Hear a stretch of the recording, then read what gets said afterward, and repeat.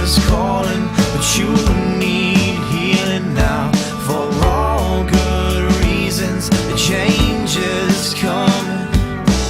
Well, change is coming for all good. I'll give you the bottom line, but then I'll come back. I think the odds of the subbase here being on a BRAC list again are, thank God, low. But you know, eternal vigilance and preparation is the price of making sure that nobody tries to close the subbase again. So that's the bottom line on it. Why do I say that I think the prospects are low?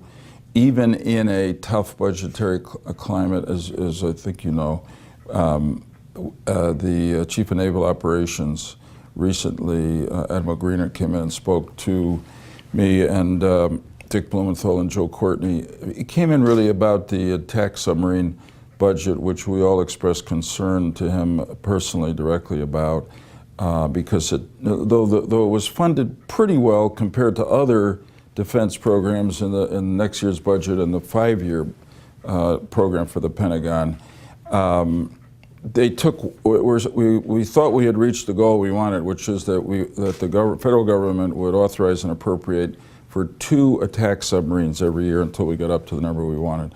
They took one of those subs out of the 5-year program and moved it outside that window. That's not good. And so he came in to talk to us about that and basically said that he'd like to find a way, and the Secretary of the Navy, Mabus, would like to find a way to move that sub back into the 5-year program, so at the end of the 5 years we've done the 10. But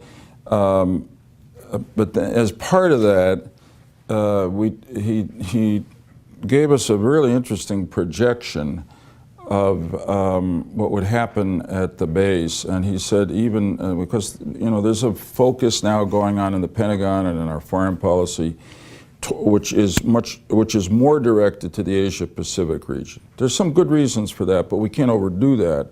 So part of that calls perhaps for moving some, putting some more subs in the Asia-Pacific. But they still show basically 2 squadrons of attack submarines here by the year 2020, and he did that to reassure us, and down from 14 now. Then there was 12 subs, down from 14 now, but still significant presence, home porting here of the attack submarines. And he said if we can move that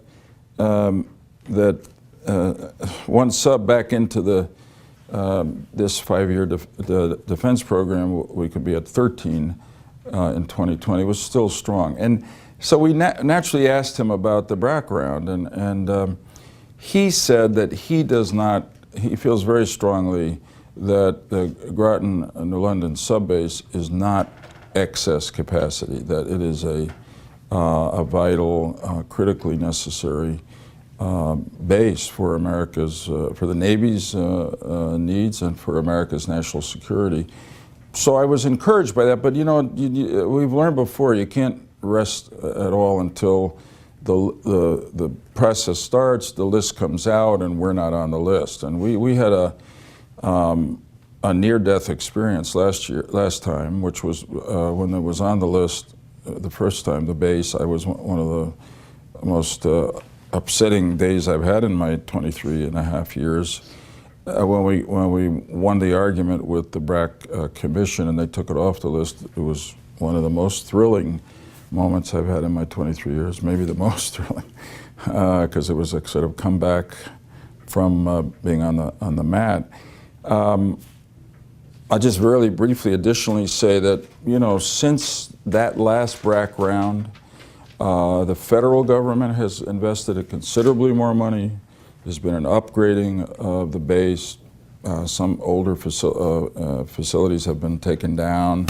The state has played a very important role, which is unusual across the country, in financing, for instance, part of the new pier that was put up. So I think we're starting from strength, but, you know, as I say, until we see we're not on a list, none of us should rest.